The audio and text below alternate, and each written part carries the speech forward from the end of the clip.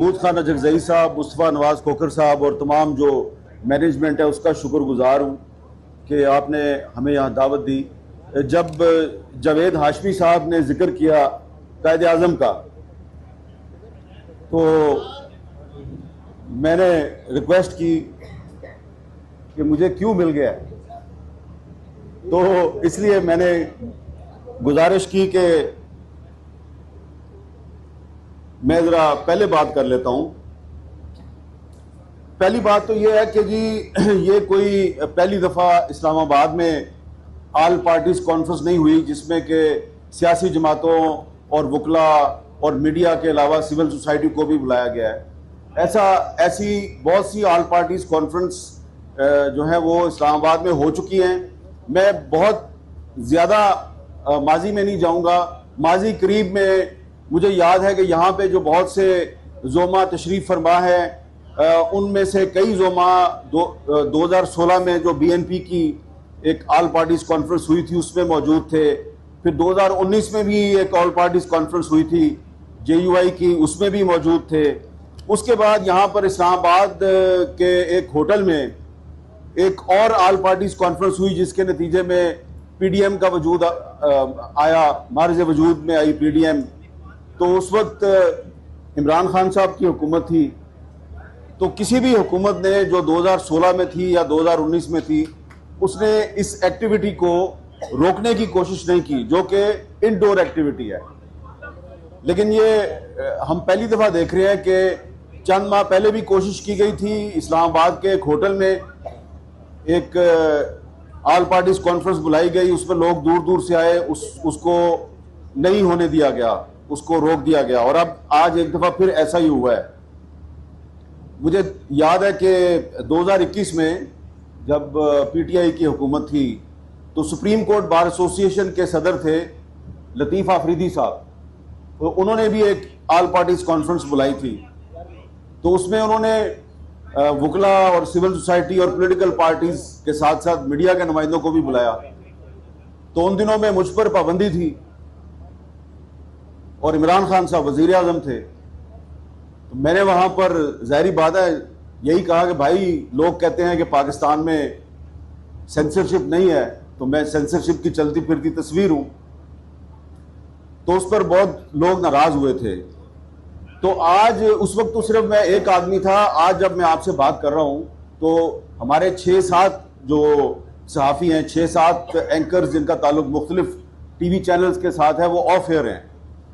उस वक्त तो शायद मेरे लिए बहुत से लोग बोलते थे, लेकिन अब सूरत हाल ये है कि उनके लिए भी कोई नहीं बोलता। अभी पिछले दिनों कुछ ऑपोजिशन रहनुमा जो है वो काशिफ अब्बासी साहब के घर पे गए थे। तो मुझे याद आया कि जब इमरान खान साहब की हुकूमत थी और कुछ सहाफ़ियों पर हमले हुए और कुछ सहाफ़ी जो हैं उन पर मुकदमात दर्ज हुए, तो मैं शहबाज शरीफ साहब को, मरियम नवाज साहबा को, मौलाना फजलुर रहमान साहब को लेकर मैं सबके घर गया। और जिनके घर गया उनमें से शायद यहाँ पर भी कुछ मौजूद होंगे।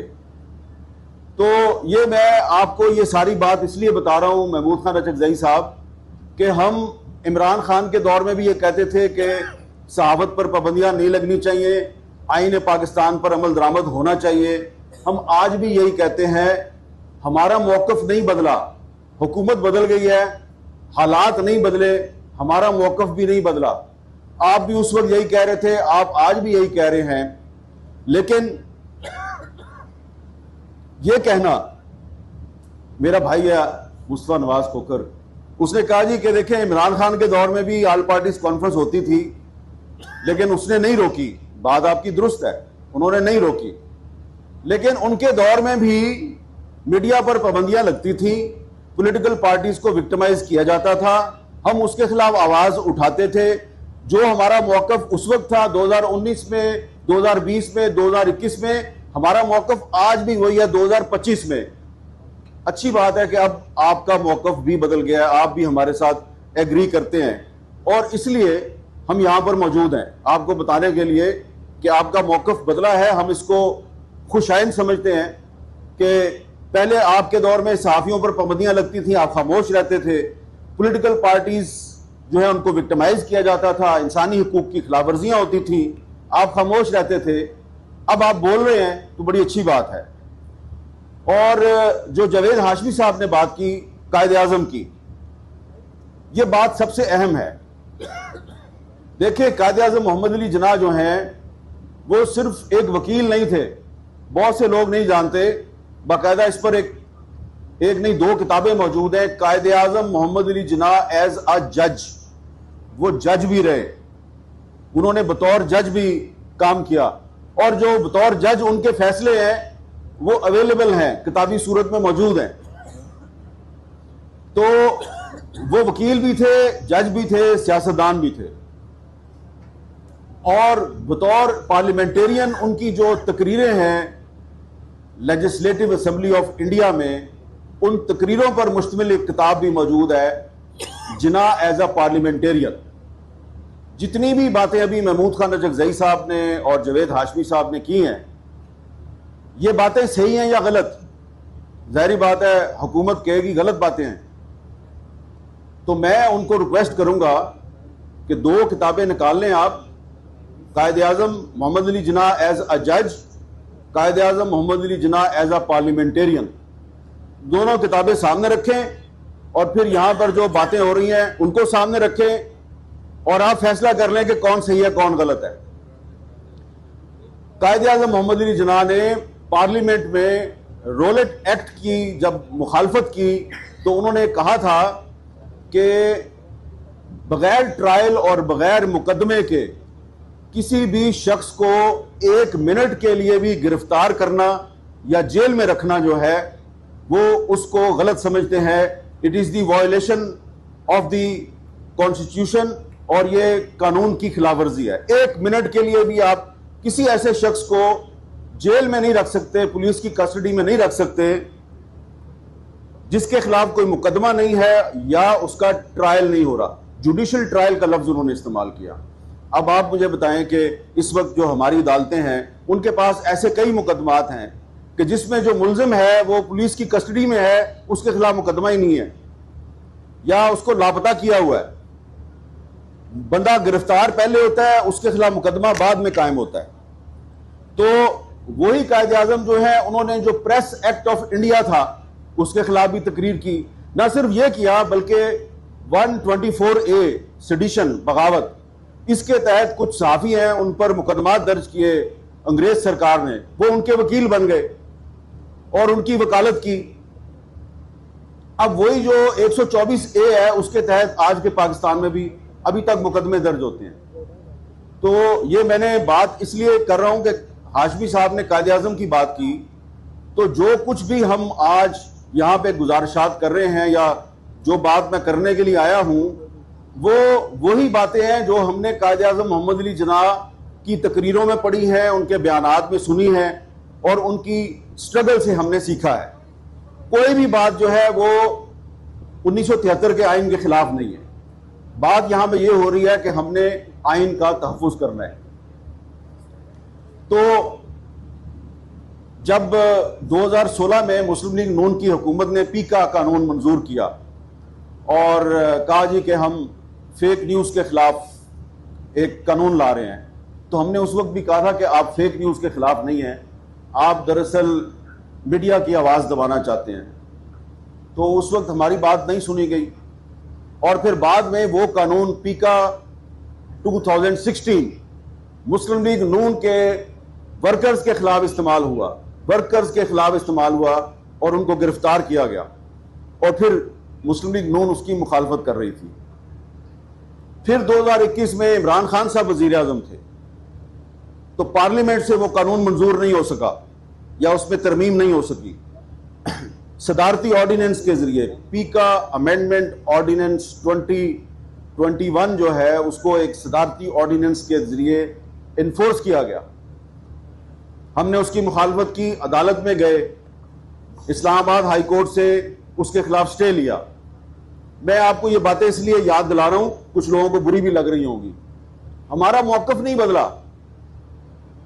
2016 में भी पीका के खिलाफ थे, 2021 में जब पीटीआई की हुकूमत थी असद कैसर साहब, हम उस वक्त भी खिलाफ थे। आप स्पीकर कौमी असम्बली थे, हम प्रेस गैलरी से वॉकआउट करते थे, कोई हमारे पास नहीं आता था कि यार वो आपने वॉकआउट क्यों किया है, आए आप वापस आ जाएं, कोई नहीं आता था हमारे पास।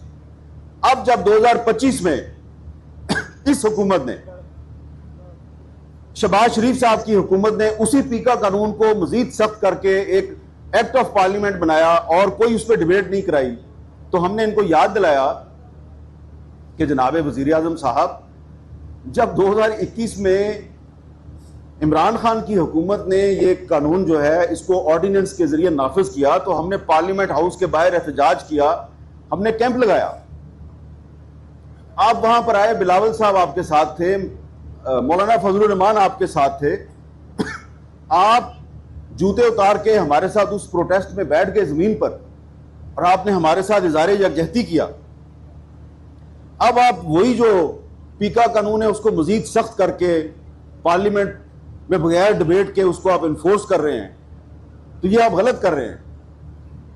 किसी ने हमें कोई जवाब नहीं दिया, तो इसलिए आज अगर आप भी ये कह रहे हैं कि आईन पाकिस्तान का तहफ़्फ़ुज़ होना चाहिए, तो हम आपके इस मुतालबे की तायद करते हैं, क्योंकि ये जो पीका एक्ट 2025 है ये आईन पाकिस्तान के खिलाफ है, ये आईन के खिलाफ है, इसलिए हम इसकी मुखालफत कर रहे हैं। और ये जो इस वक्त पाकिस्तान में फ्रीडम ऑफ प्रेस, आज़ादी इजहार पर जो पाबंदियों की सूरत हाल है वो कितनी ख़राब है, हुकूमत नहीं मानती। तो आजकल हुकूमत ये कहती है जी कि ये जो अमेरिका वाले जो कहते हैं वो बहुत सही कहते हैं, ये जो बरतानिया वाले कहते हैं वो बहुत सही कहते हैं, जो यूरोप वाले कहते हैं वो बहुत सही कहते हैं। तो पेरिस में, फ्रांस का दारुल हुकूमत पेरिस है, वहाँ पर एक तंजीम है रिपोर्टर्स विदाउट बॉर्डर, वो हर साल एक वर्ल्ड प्रेस फ्रीडम इंडेक्स जारी करते हैं, और वो जो वर्ल्ड प्रेस फ्रीडम इंडेक्स है उसमें रैंकिंग होती है प्रेस फ्रीडम की। तो पिछले साल 2024 में उनकी रैंकिंग आई तो पाकिस्तान का नंबर था 152, 152। अभी 2025 में जो उनकी रैंकिंग आई है तो पाकिस्तान 6 पॉइंट गिरा है, 158 नंबर पे चला गया। ये बहुत रेयर होता है, ये जो फ्लक्चुएशन होती है ना प्रेस फ्रीडम इंडेक्स में, 1 पॉइंट 2 पॉइंट ज्यादा से ज्यादा 3 पॉइंट हो जाती है। पाकिस्तान इकट्ठा 6 पॉइंट नीचे गया है, और इसके रिपरकशंस भी हैं। यूरोपीय यूनियन जो है उसने जो आपको जीएसपी प्लस स्टेटस के लिए जो आपको कुछ उन्होंने फैसिलिटीज दी हुई हैं, आप पर उन्होंने इंपोर्ट ड्यूटी जो है वो कम की हुई है, उसमें एक ये भी है कि आपने प्रेस फ्रीडम का तहफ़्फ़ुज़ करना है। तो ये जो वर्ल्ड प्रेस फ्रीडम इंडेक्स में पाकिस्तान 6 दर्जे नीचे गिरा है, ये दरअसल पाकिस्तान का जो इंटरेस्ट है ये उसको खतरा पैदा हुआ है। और सूरत हाल ये है, यहाँ पे बलूचिस्तान के और खैबर पख्तूनख्वा के और सिंध के दोस्त भी मौजूद हैं, वो अच्छी तरह जानते हैं कि वहाँ पर जो सूरत हाल है वो आप टीवी की स्क्रीन पे नहीं देख सकते, आपको नजर ही नहीं आएगा। अगर मैं रिपोर्ट करूँगा, यहाँ पे जो बहुत से रिपोर्टर्स आपको नजर आ रहे हैं वो रिपोर्ट भी करेंगे तो वो नशर नहीं होगी। तो ये प्रेस फ्रीडम का हाल है। तो मैं सिर्फ ये याद दिलाऊंगा कि ये सिर्फ 2021 या 22 में जो वादे किए थे मुस्लिम लीग नून ने और पीपल्स पार्टी ने हमारे साथ, सिर्फ वो वादे पूरे नहीं करने, बल्कि इससे भी बहुत पहले वादे हुए थे। 2010 में गवादर में वफाकी हुकूमत और चारों सूबाई हुकूमतों ने एक इज्तिमा मुनक्कद किया था जिसमें NFC अवार्ड जो अभी तक चल रहा है उस पर इत्तफाक राय हुआ। तो हम भी गवादर गए। उस वक्त शहबाज शरीफ साहब चीफ मिनिस्टर पंजाब थे, यूसुफ रज़ा गिलानी साहब प्राइम मिनिस्टर थे, और रईसानी साहब जो है वो चीफ मिनिस्टर बलूचिस्तान थे, और भी तमाम सूबों के चीफ मिनिस्टर वहां पर मौजूद थे। सब ने बैक वक्त कैमरा ऑन था, माइक मेरे हाथ में था, वजीर आजम और चारों चीफ मिनिस्टर्स ने यह वादा किया था हमारे साथ कि जब ये इक़्तिदार में आएंगे, बल्कि उस वक्त इक़्तिदार में थे, तो उन्होंने कहा हम अगले कुछ अरसे में जो लापता अफराद का मसला है इसको हल करेंगे। तो वो 2010 था, अब 2025 है, वो मसला भी हल नहीं हुआ।